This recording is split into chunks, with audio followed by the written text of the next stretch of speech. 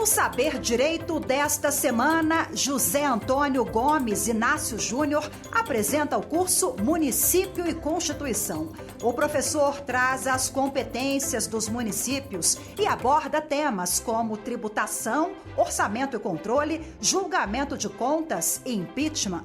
A aula 1 começa agora.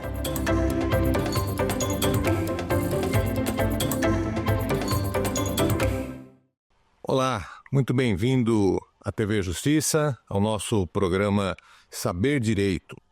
Meu nome é José Antônio Gomes Inácio Júnior, professor Ignácio Júnior, sou professor há 25 anos, advogado há 35 anos e especificamente atuo na área relacionada ao direito público, direito administrativo, direito tributário, direito eleitoral e direito constitucional.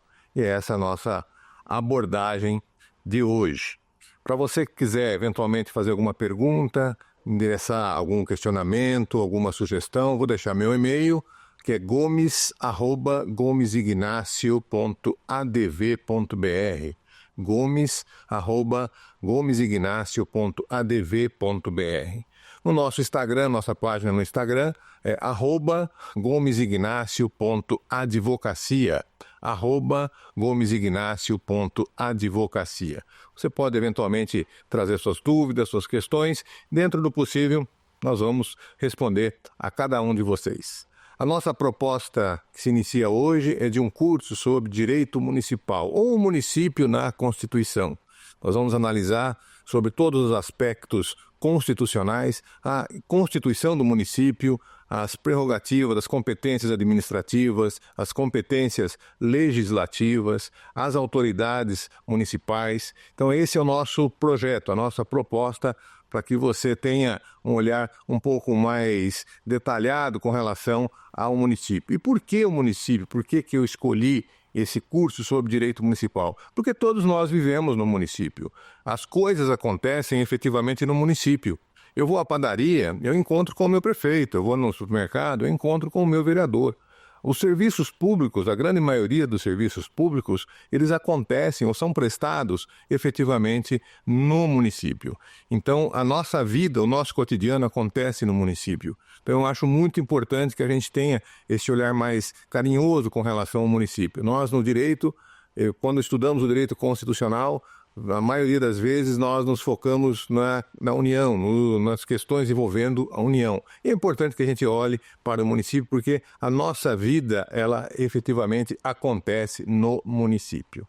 A nossa primeira aula, que vai se iniciar hoje, será um aspecto histórico. Nós faremos uma abordagem histórica do início do município, desde a Roma Antiga, depois passando por Portugal, aí veio para o Brasil. Vamos fazer uma análise rápida sobre as constituições brasileiras que trataram do município e como trataram do município, até chegarmos na Carta de 88. E aí nós vamos abordar as competências municipais, as autoridades na órbita municipal. Na segunda aula, nós vamos abordar os 3 impostos municipais, o ITBI, o ISS-QN e o IPTU, os 3 impostos que atingem diretamente a cada um de nós que vivemos nos municípios. Para quem trabalha ou que pretende trabalhar com planejamento tributário, já adianto que o ITBI tem algumas imunidades específicas dele, que são muito interessantes de se abordar, muito interessantes de se trabalhar no dia a dia forense. Para você que está começando a advocacia, está começando a advogar e pretende trabalhar no direito tributário,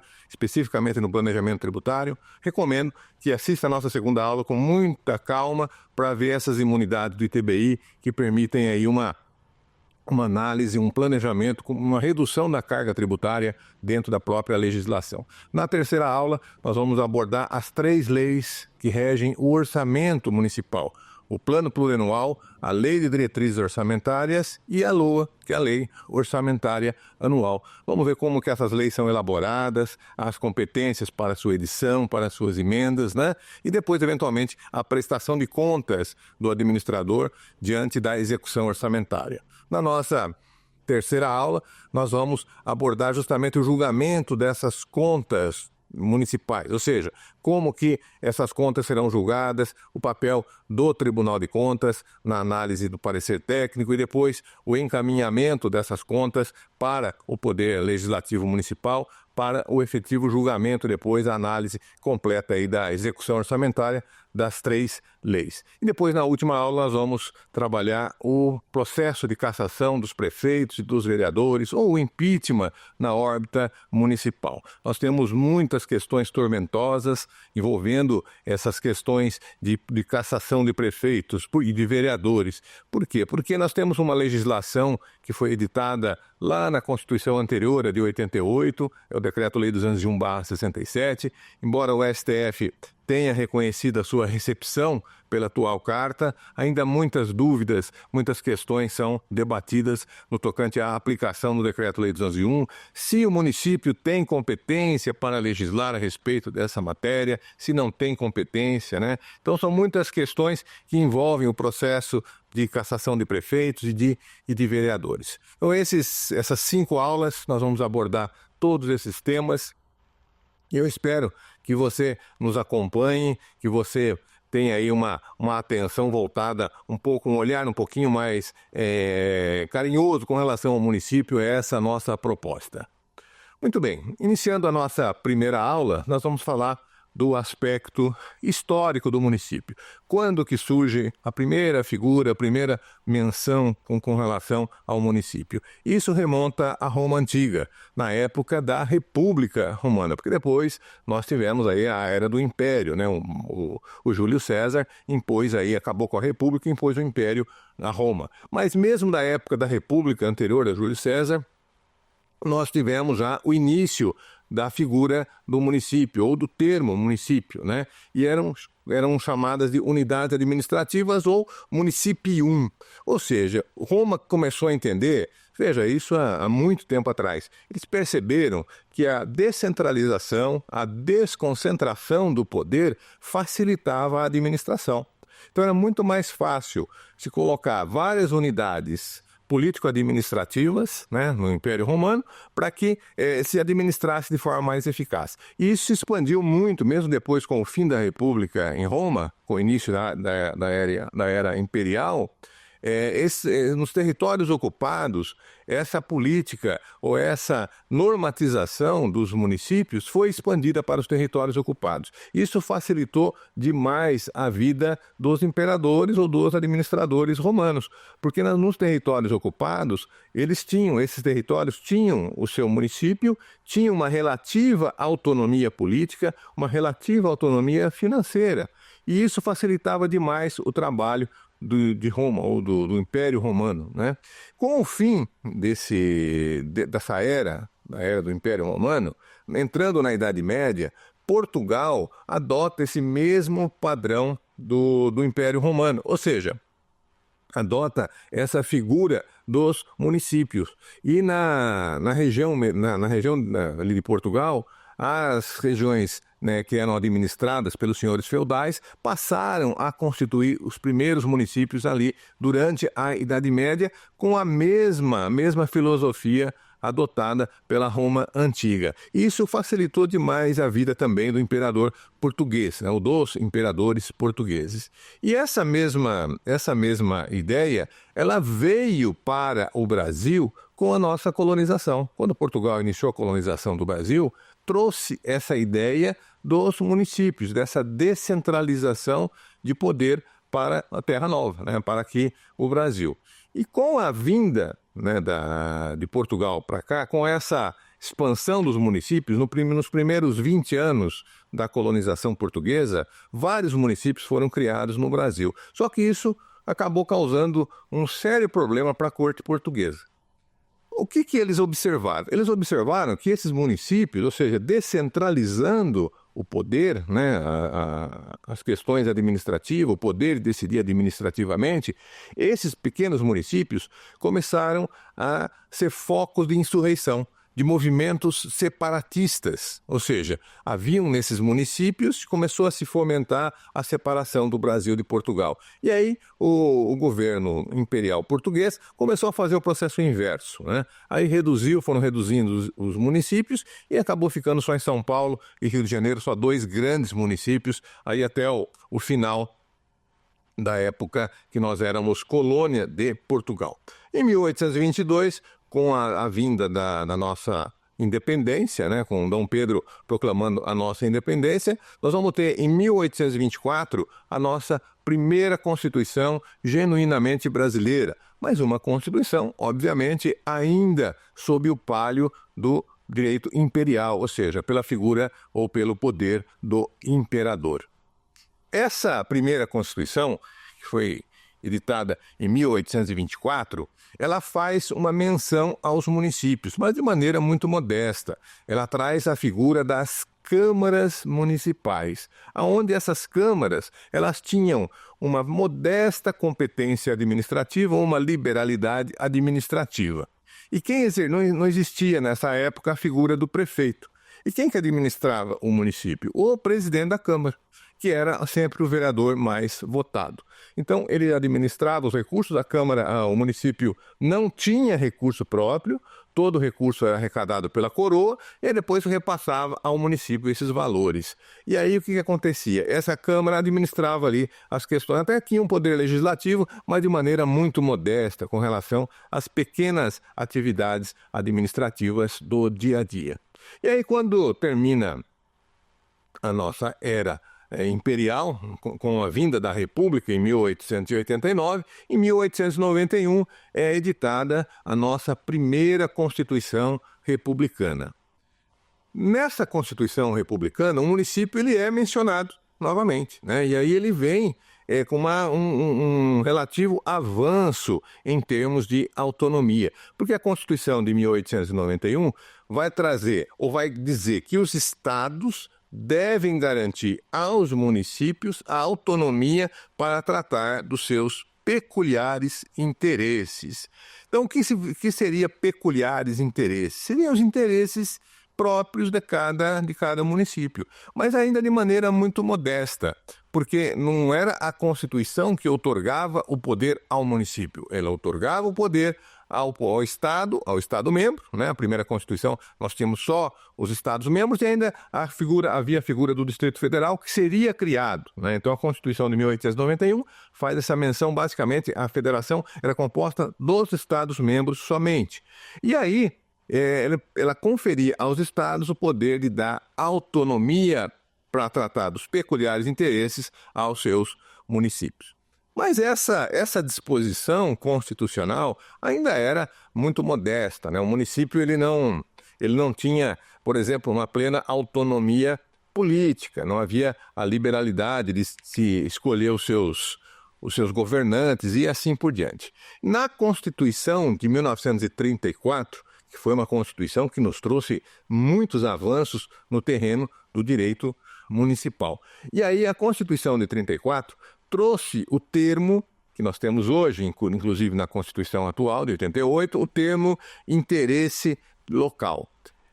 O município poderia legislar, administrar os interesses locais e traz uma novidade muito interessante, ou seja, traz ao município a sua autonomia financeira, ou seja, o município passa a ter a prerrogativa de arrecadar sua própria renda ou suas próprias receitas, coisa que não acontecia anteriormente nas constituições anteriores. Ou seja, o município dependia de repasses, no caso da Constituição Republicana, da União. E no caso da época do Império, na Constituição Imperial, dos recursos vindos do imperador. Com a Constituição de 34, o município passa a ter a prerrogativa de arrecadar seus próprios recursos e aplicar esses recursos da maneira que melhor lhe seja conveniente, né? Além disso, traz um outro avanço no campo político, ou seja, além da autonomia financeira, o município passa a ter também uma autonomia política extremamente relevante, porque ele passa a ter direito de eleger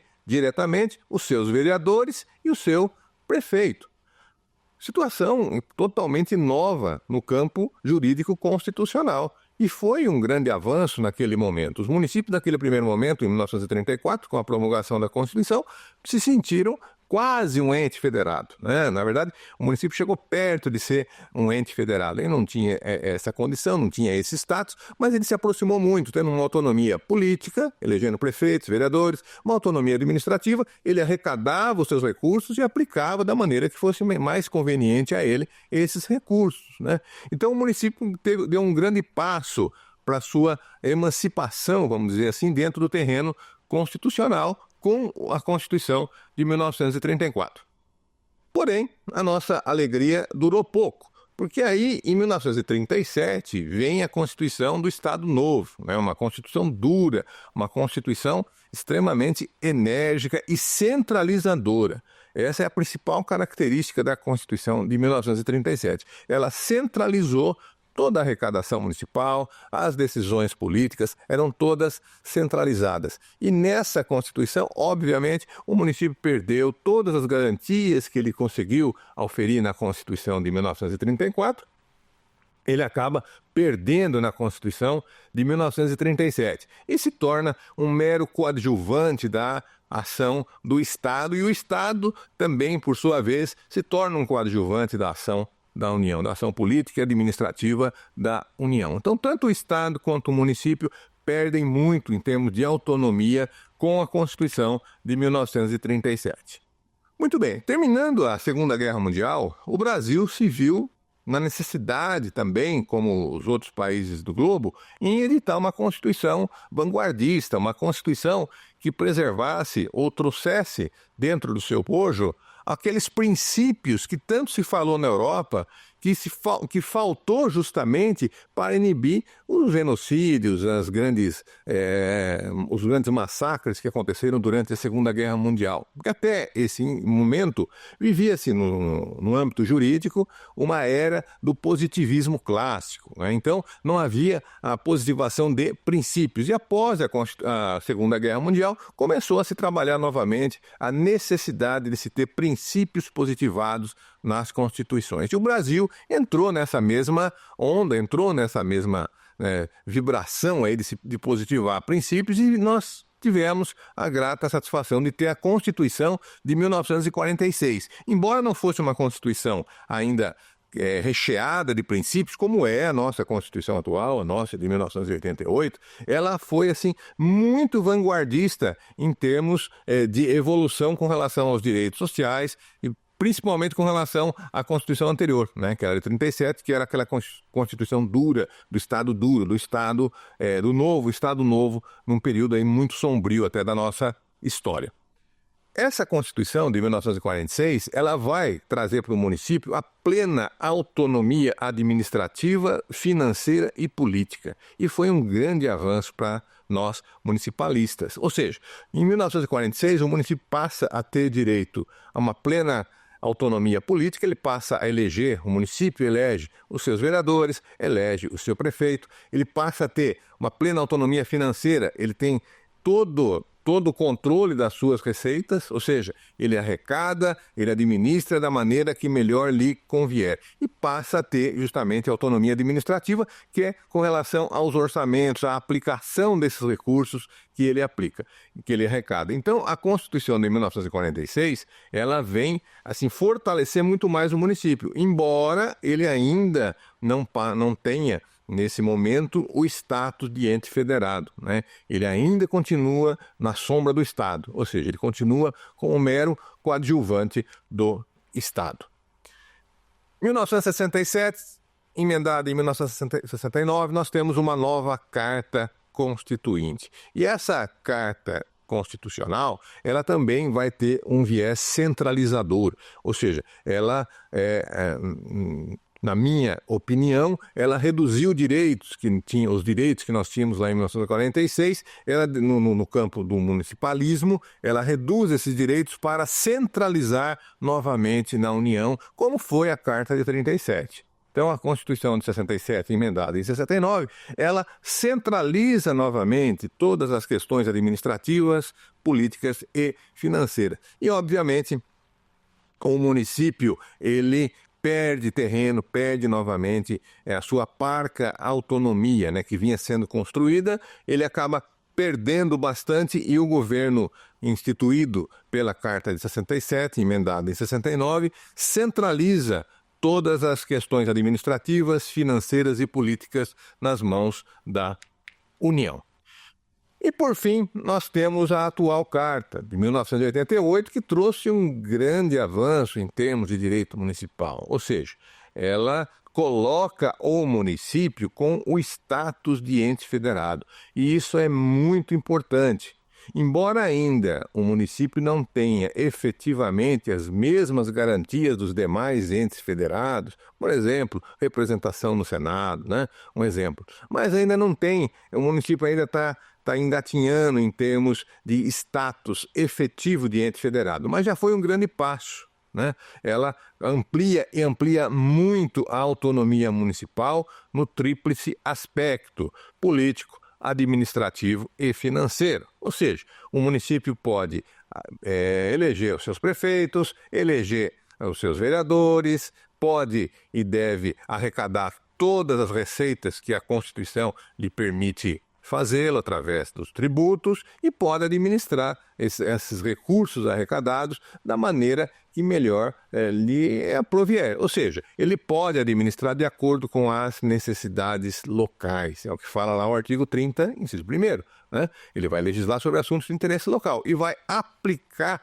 os recursos de acordo com as necessidades locais, as necessidades do município. Então, a Carta de 88 avançou e avançou muito, mas ainda nós esperamos que isso evolua ainda, continue evoluindo essa faculdade de melhorar ou aumentar a autonomia municipal. Porque, como eu disse no início da nossa aula, todos nós vivemos no município, os serviços públicos imediatos acontecem no município, então nós temos que fortalecer financeiramente o município. E eu sou um municipalista por convicção, então sempre defendo e defenderei que o município seja fortalecido financeiramente. É importante que a repartição das receitas tributárias, principalmente, seja melhor distribuída. Hoje nós temos uma grande concentração da arrecadação nas mãos da União, depois nas mãos dos estados e, por último, os municípios, né? Tanto que os municípios eles participam.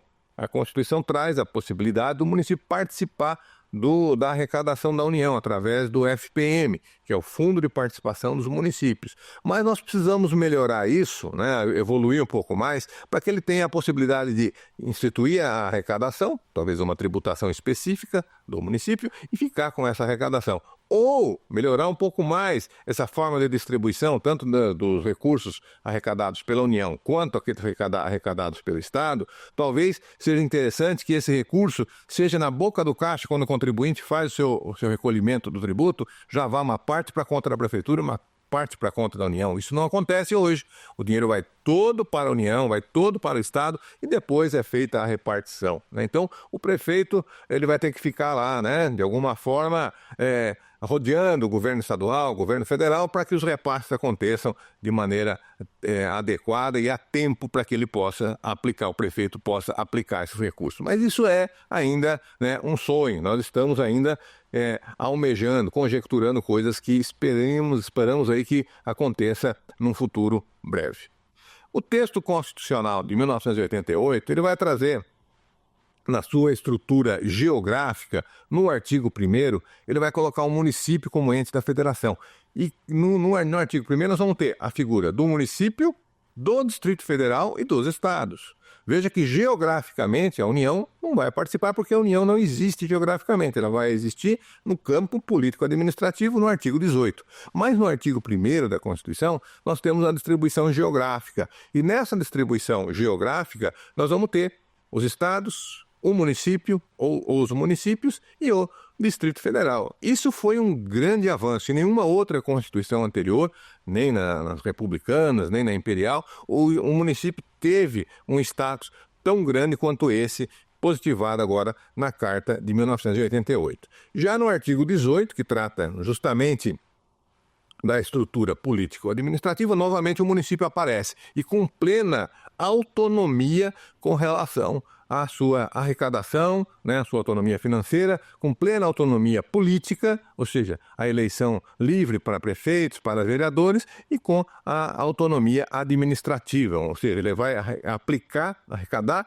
e aplicar as suas receitas da maneira que melhor lhe seja pertinente, ou seja, que de acordo com a necessidade da sua comunidade. No artigo 23 da Constituição, de 88, nós vamos ter O artigo 23 vai dispor sobre a competência comum. E o que é essa competência? Muita gente faz confusão, acha que essa competência é legislativa, mas não é.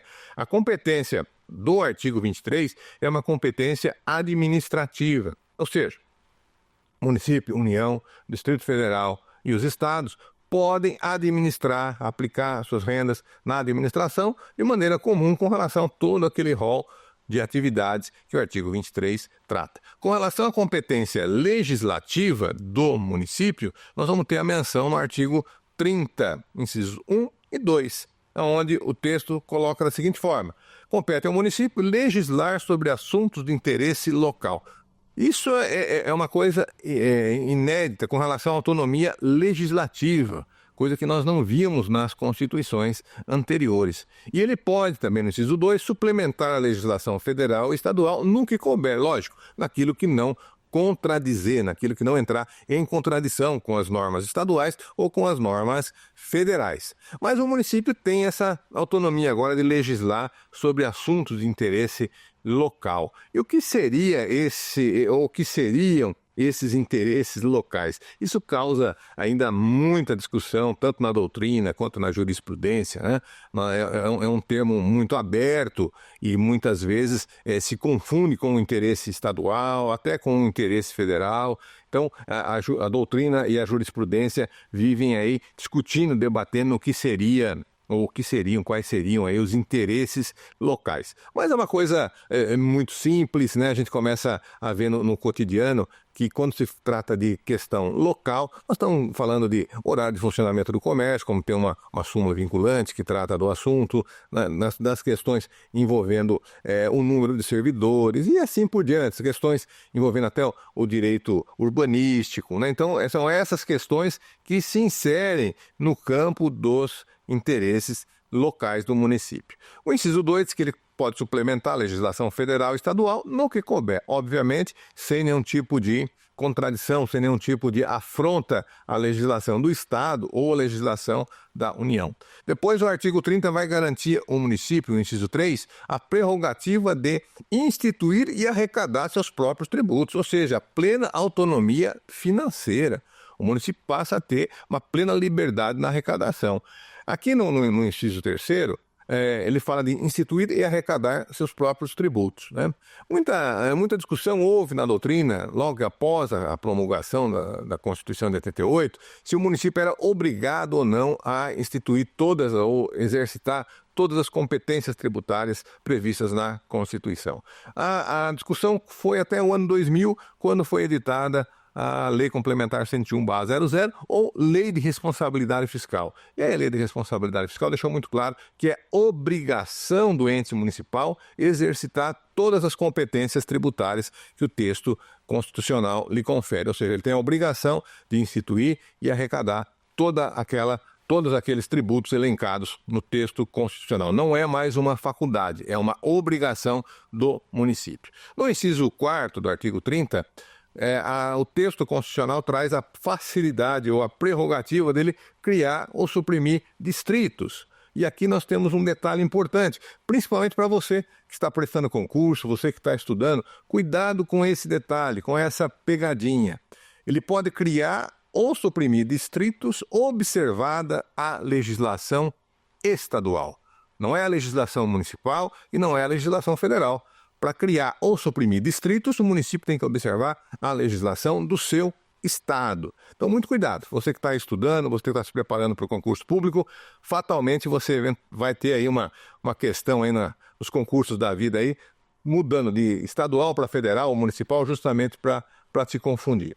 No inciso 5, a Constituição permite ao município efetuar a concessão ou a permissão dos seus serviços públicos, que também é uma grande inovação, coisa que não existia nas constituições anteriores. E hoje nós temos ainda uma outra disposição constitucional que permite a criação das regiões metropolitanas. Nós vemos isso, por exemplo, aqui na capital de São Paulo, na cidade de São Paulo, existem algumas regiões metropolitanas e essas regiões passam a ter autonomia também com relação à legislação e à concessão dos serviços públicos inerentes a todas aquelas cidades.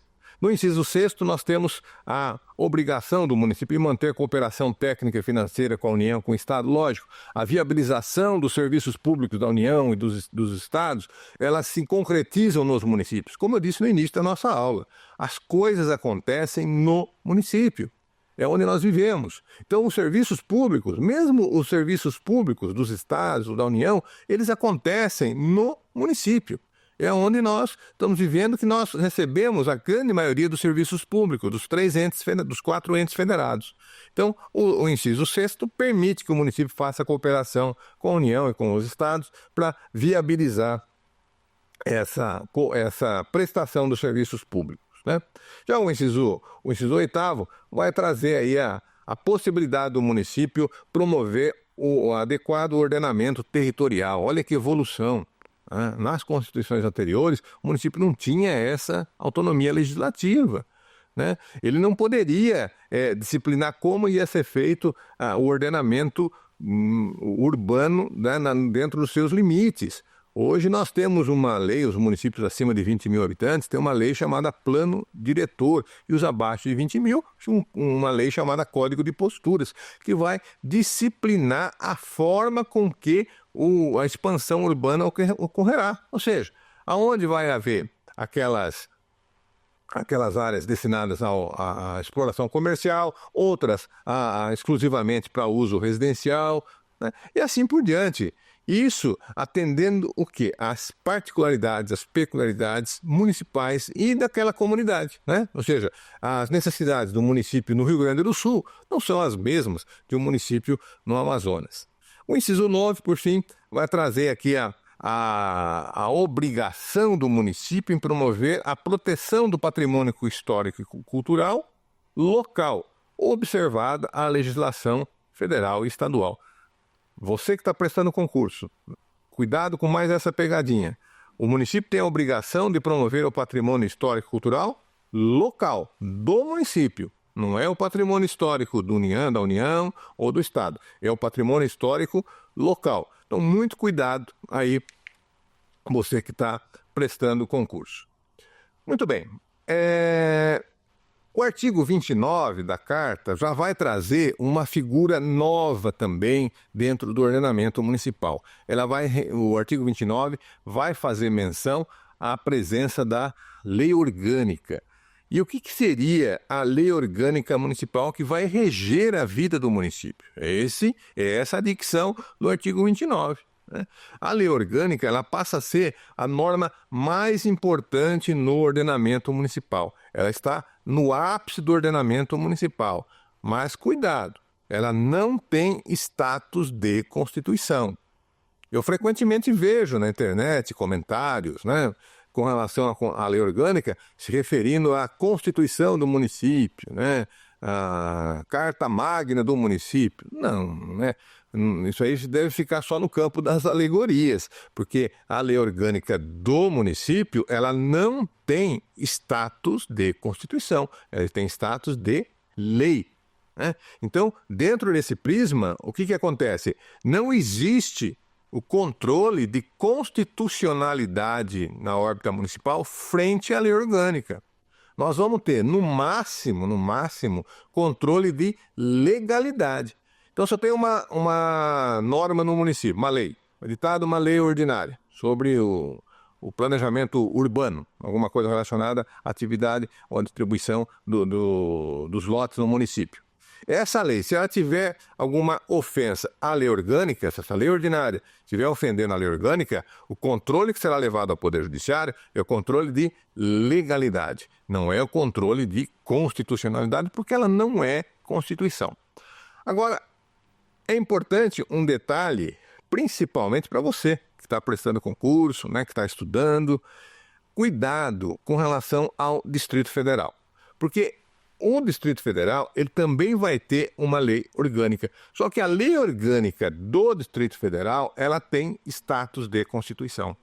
Então, uma lei ordinária do Distrito Federal que ofende a lei orgânica deste, essa norma pode sofrer o controle de constitucionalidade. Então, cuidado. Quando se trata do Distrito Federal, A lei orgânica tem status de Constituição. Quando se trata do município, ela é lei. Ela não tem status de Constituição. Consequentemente, na órbita municipal, nós não temos a possibilidade do controle de constitucionalidade com relação ao Distrito Federal. Há essa possibilidade. Então, o artigo 29 vai trazer a prerrogativa, ou seja, a disciplina que todo ordenamento municipal será regido pela lei orgânica. E aí o texto vai trazer, né, as disposições que obrigatoriamente são matérias de disciplina através da lei orgânica.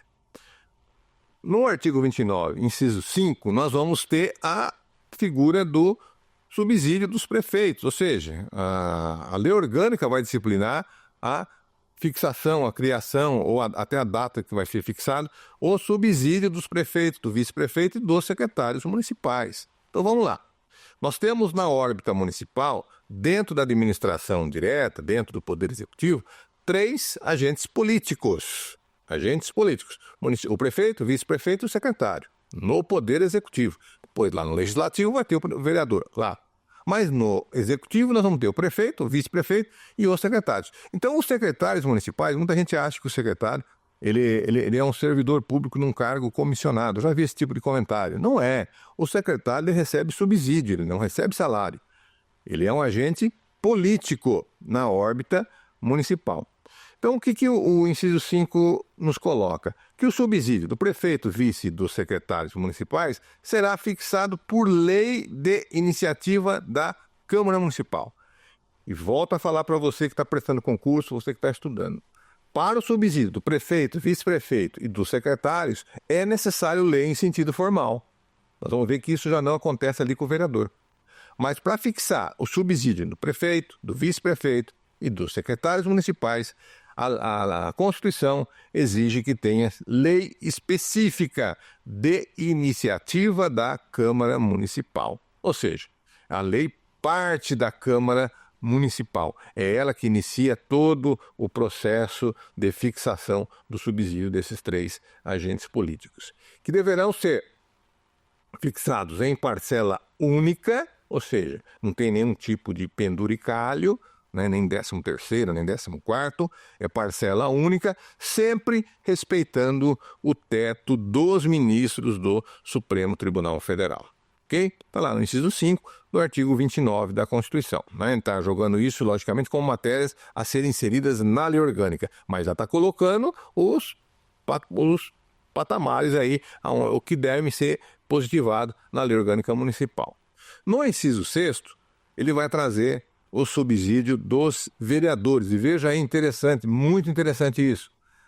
Você que está prestando concurso, cuidado. Para os prefeitos, vice-prefeitos e secretários, a Constituição exige lei em sentido formal. No inciso 6º, o subsídio dos vereadores ele não vai exigir lei em sentido formal. Ou seja, o texto diz que o subsídio dos vereadores será fixado pelas câmaras municipais em cada legislatura para a subsequente, observada a Constituição e assim por diante. Mas não exige lei em sentido formal. Isso quer dizer o quê? Que a fixação do subsídio dos vereadores pode ser feita por ato infralegal. Ou seja, pode ser feita através de resolução. Não há necessidade de ser feito por lei. Pode ser feito por lei? Claro que pode. Não tem problema porque a lei está acima da resolução. Mas não necessariamente precisa ser por lei.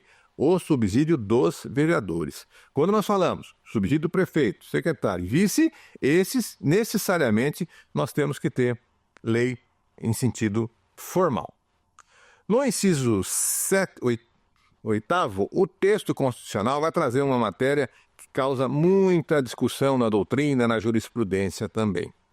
Nós estamos falando da questão da inviolabilidade dos vereadores por suas opiniões, palavras e votos no exercício do mandato e na circunscrição do município. Muito bem, vamos já separar. Inviolabilidade é diferente de imunidade.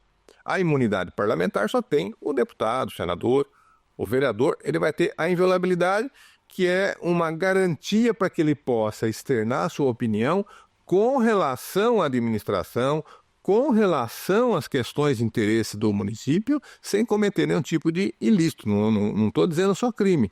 Ele não comete nenhum tipo de ilícito, mesmo de natureza civil. A jurisprudência é sedimentada nesse sentido.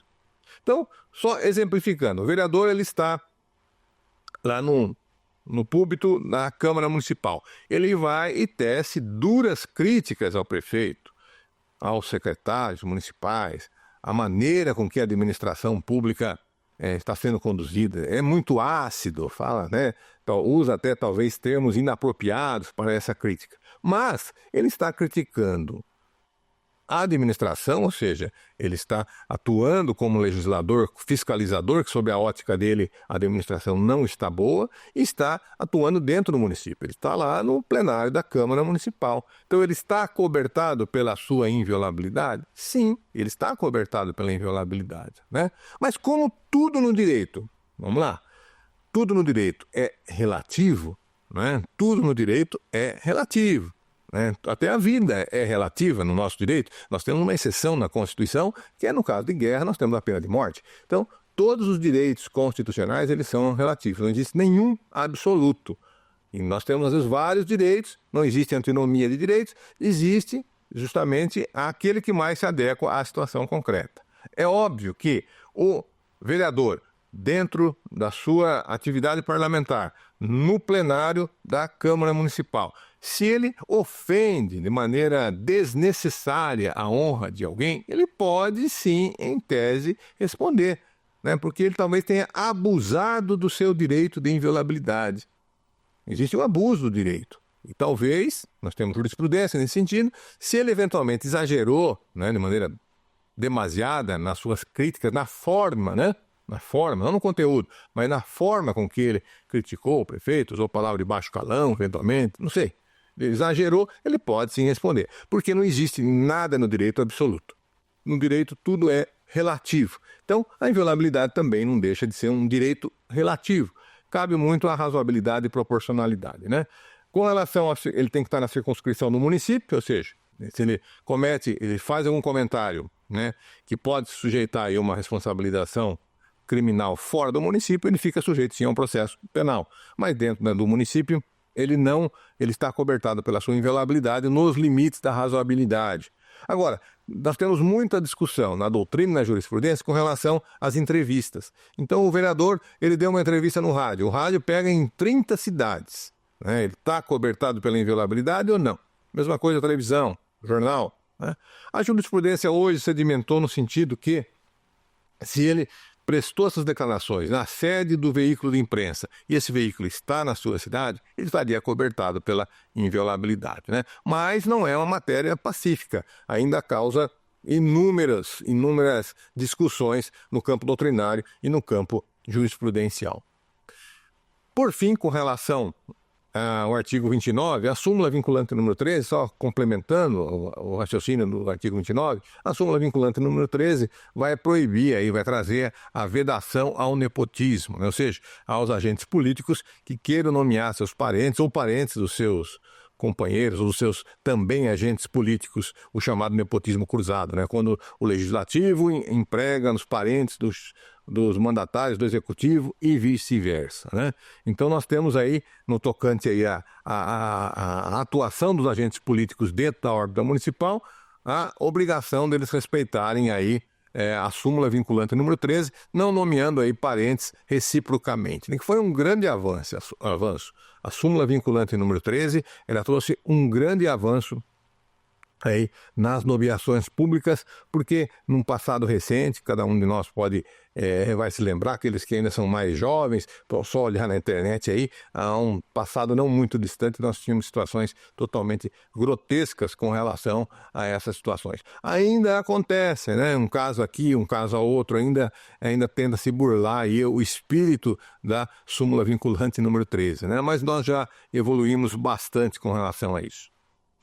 O artigo 35 da Constituição vai nos trazer a possibilidade ou a não possibilidade de intervenção no município. Ou seja, somente os estados podem intervir no município, e aí vai trazer aí o rol de situações onde isso pode acontecer, né? Então, só uma coisa que eu acho importante com relação à intervenção, nós temos aqui o 35, que ele vai trazer as hipóteses de intervenção, mas para você que está prestando concurso, você que está estudando direito constitucional, só uma questão muito importante.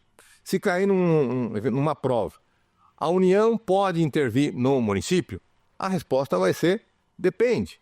Aliás, como tudo no direito é ponderação, direito é argumentação, tudo no direito depende. Direito não é uma ciência exata. Então, é possível que que a União interfira, faça uma intervenção, um processo de intervenção no município? Depende. O que a Constituição permite? A intervenção da União nos municípios, desde que o município esteja em território. Situação que não existe hoje no Brasil, por isso que estou falando no campo das hipóteses. Então, se existir um território federal e tiver um município nesse território, aí, em tese, é possível a União intervir nesse município que integra aí o seu território, né? Só para você que está fazendo concurso, ficar atento a essa questão.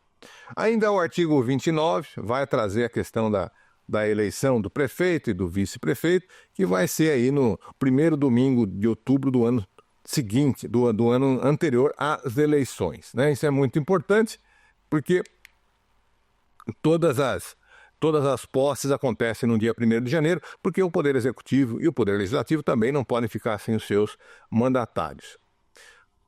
Entrando agora no inciso 10º do artigo 29, uma questão que também está sendo redebatida no Supremo Tribunal Federal, questão da competência para julgar os prefeitos municipais por crimes. A competência, segundo o 2910, é do Tribunal de Justiça, ou seja, aqueles atos praticados, aqueles crimes eventualmente praticados no exercício do cargo, eles serão julgados perante o Tribunal de Justiça. Qual que é o entendimento hoje? Terminou o mandato, mesmo que o crime tenha sido praticado durante o exercício do seu mandato, ele volta para a primeira instância, né? Ele deixa de ser mandatário e continuaria respondendo na primeira instância. O STF está julgando um caso paradigmático, é o HC 232627, né? O inquérito 4787, aonde está sendo discutida novamente essa questão. Se o mandatário ele pode continuar como foro privilegiado mesmo depois de entregar o seu mandato. Então é importante que a gente acompanhe o julgamento desse HC 232627, para quem quiser acompanhar, porque talvez mude a orientação jurisprudencial que nós temos hoje, né? E então é importante que a gente fique atento a essa mudança eventualmente, principalmente para você que está prestando um concurso público. O artigo 31 vai nos trazer a fiscalização, ou seja, a competência para fiscalizar as contas do município. Nós temos dois tipos de controle da execução orçamentária municipal. Nós vamos ter o controle interno e o controle externo. O controle interno exercido pelo próprio ente federado, ou seja, as controladorias gerais. Então, o município vai ter a sua, o estado a dele, a União tem a CGU, os estados têm a Controladoria Geral do Estado e os municípios têm a sua controladoria. Esse é o controle interno, está no artigo 31 da Constituição. O controle externo será exercido pelo Poder Legislativo, que vai julgar as contas do prefeito depois do parecer técnico do Tribunal de Contas. Então, o prefeito faz uma prestação de contas, encaminha essa prestação de contas para o Tribunal de Contas, ele vai analisar como analista técnico e encaminha para a Câmara Municipal para efetuar o julgamento dessas contas. Nós vamos falar, tem uma aula que nós vamos abordar de forma detalhada a maneira com que acontecem esses julgamentos. E por fim, com relação à criação de novos municípios, é o artigo 18, parágrafo 4º da Constituição, onde ele não proíbe, cuidado com isso, muita gente está proibida a criação de novos municípios. Não é que está proibido, a Constituição permite, só que ela exige uma lei complementar para regulamentar essa criação de municípios e essa lei complementar, ela ainda não foi editada. Então, enquanto nós não tivermos a lei complementar, nós não podemos, ou os municípios não podem trabalhar com a hipótese de desmembramento, de criação de novos municípios. Ok, pessoal, vamos agora para o nosso quiz.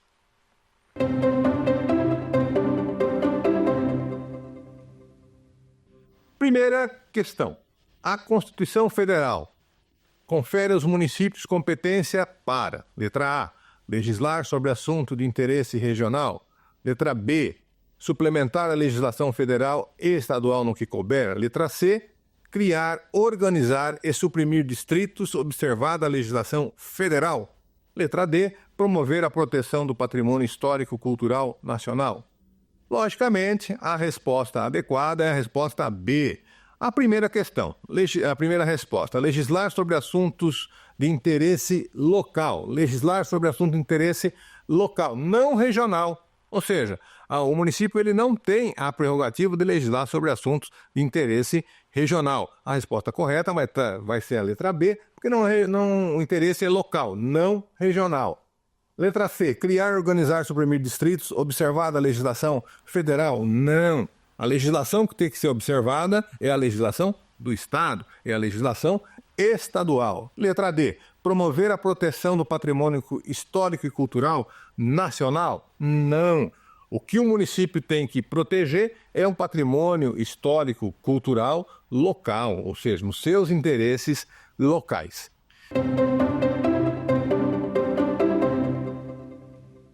A fiscalização do município será exercida pelo Poder Legislativo Municipal mediante controle externo, cujo parecer prévio será emitido. Letra A, pelo Tribunal de Contas da União. Letra B, pela Controladoria Geral do Estado. Letra C, pelo Tribunal de Contas Estadual. E letra D, pela Controladoria do Município. Resposta correta, letra C. E por que a letra C? Vamos lá.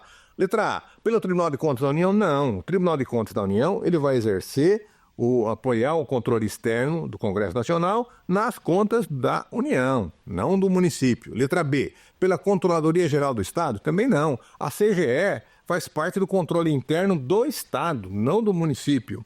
Letra D, da Controladoria do Município? Também não, porque a Controladoria do Município trata do controle interno do município. Com relação ao Tribunal de Contas, que vai tratar do controle externo, ou seja, vai emitir um parecer prévio para ser julgado depois pela Câmara Municipal, a competência é dele, do Tribunal de Contas, emitir o parecer prévio. Então, a resposta correta, letra C. Vamos para a terceira questão.